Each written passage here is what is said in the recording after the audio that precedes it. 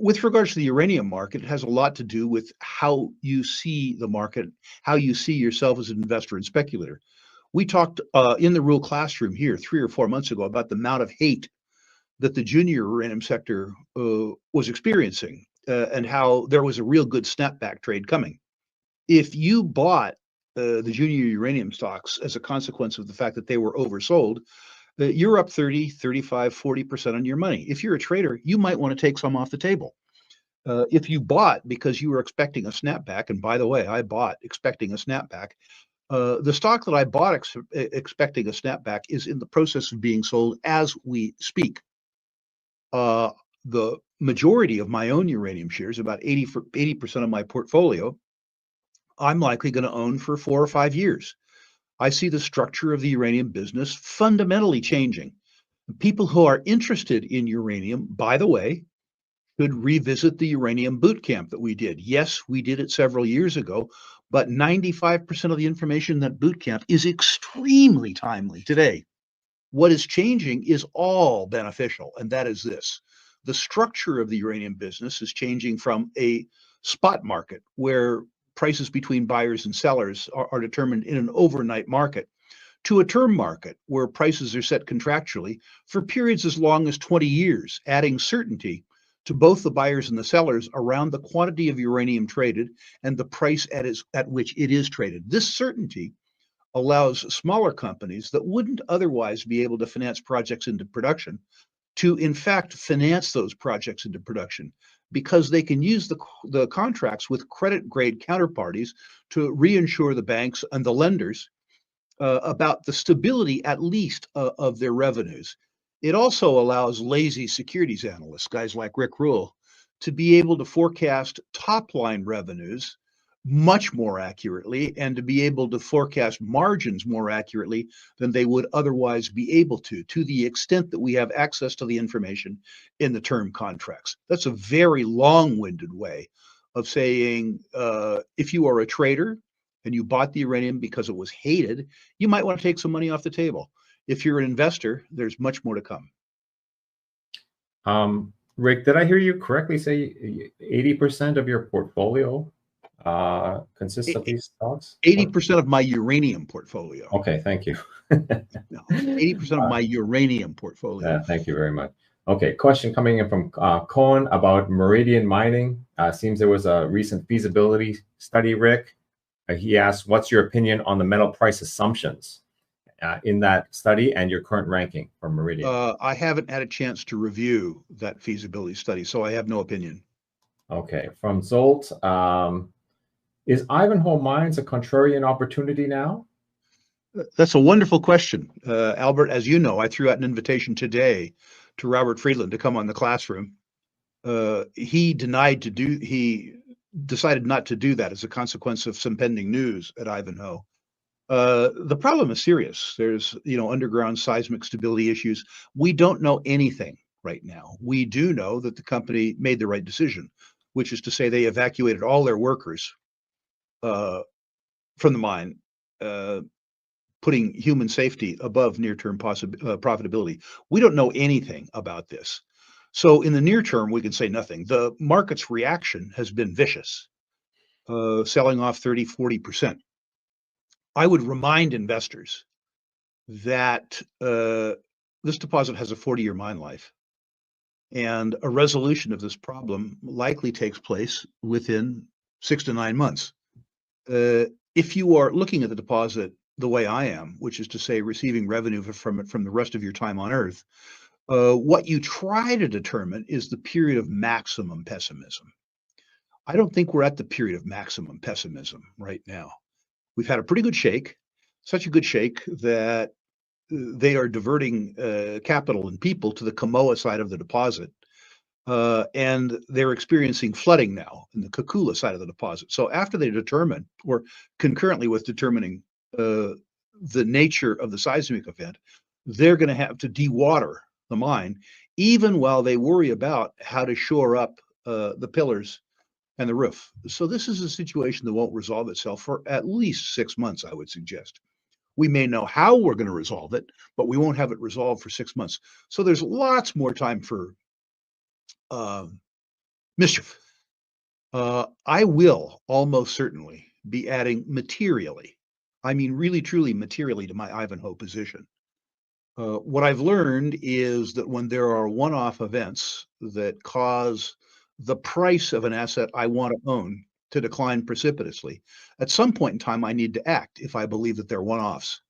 I believe that it's likely that the underground development at Kakula was too aggressive, that they made very aggressive assumptions about the stability of the deposit and the size of the crown pillars that they needed to make to hold up the walls, which is to say, I believe they probably removed too much material and didn't use enough, if any, backfill.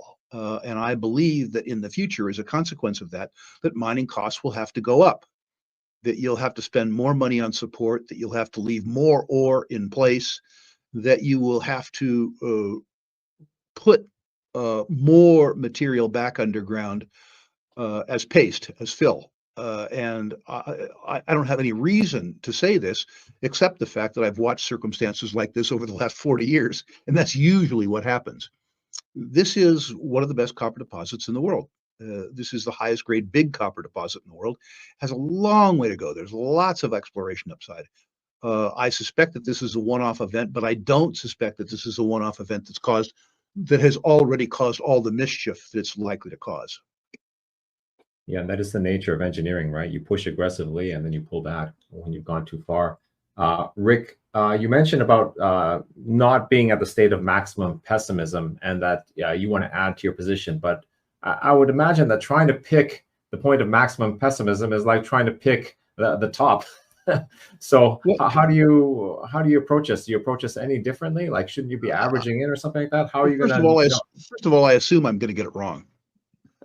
But when I start seeing lots of analyst reports recommending a sell, that'll be a good sign. Bernard Baruch famously said, the only guy who bought at the bottom and sold at the top was a liar. It didn't happen. And I will miss the bottom, almost certainly. I'll buy too soon or I'll buy too late.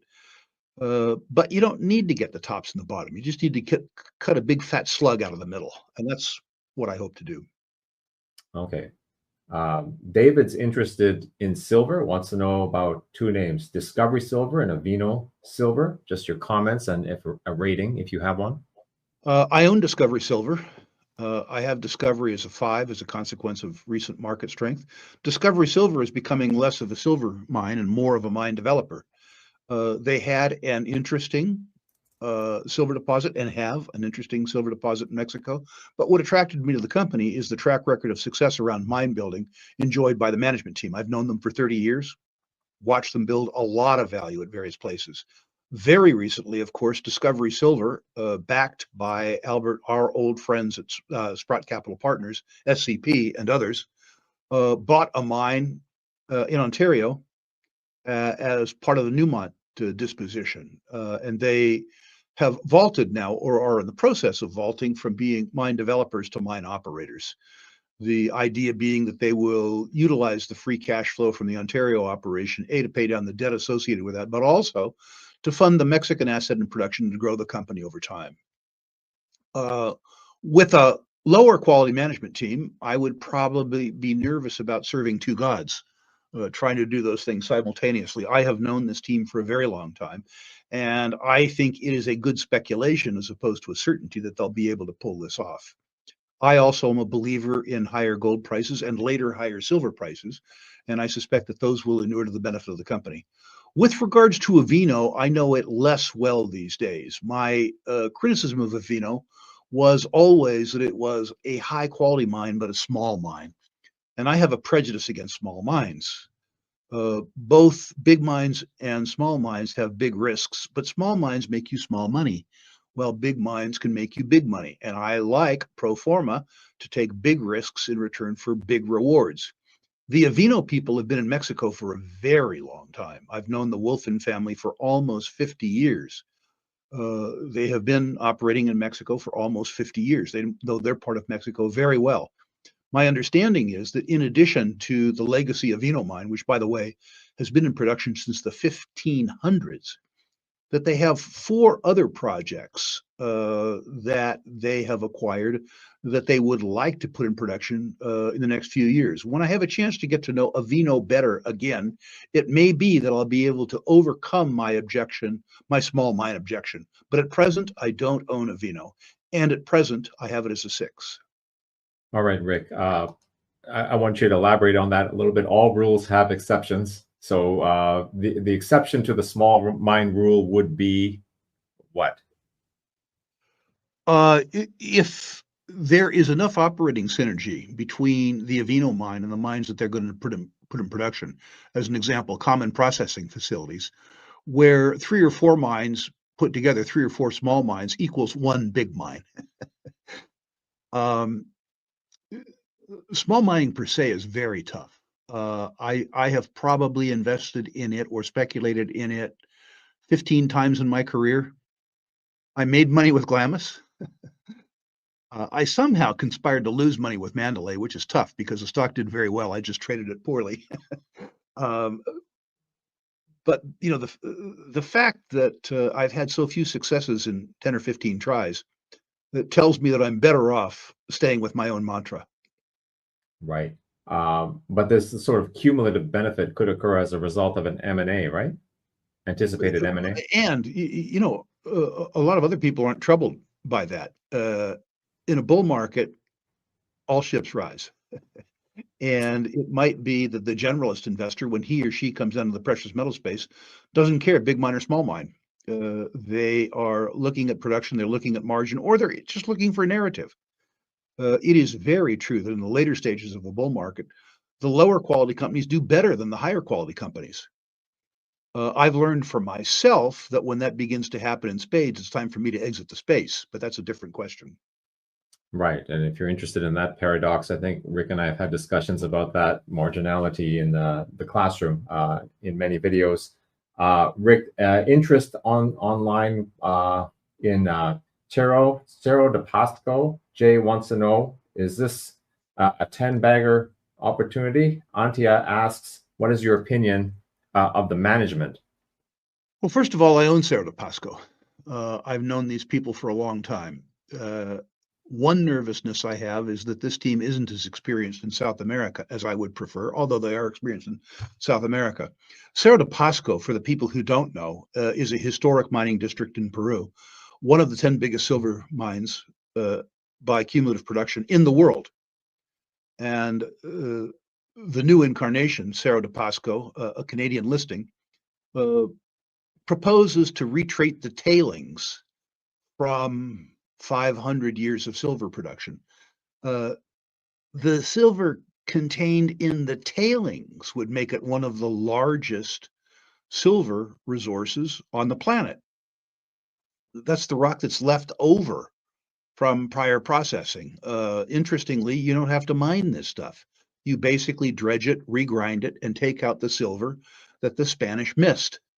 This project hugely leveraged to process and technology and hugely leveraged to the silver price.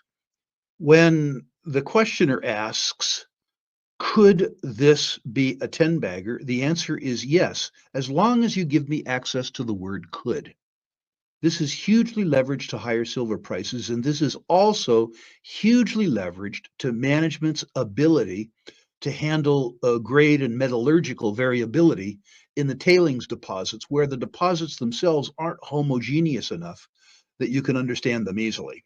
There are tailings recycling operations, in particular in South Africa, but also in Chile, that are horrendously profitable. I mean, ludicrously profitable.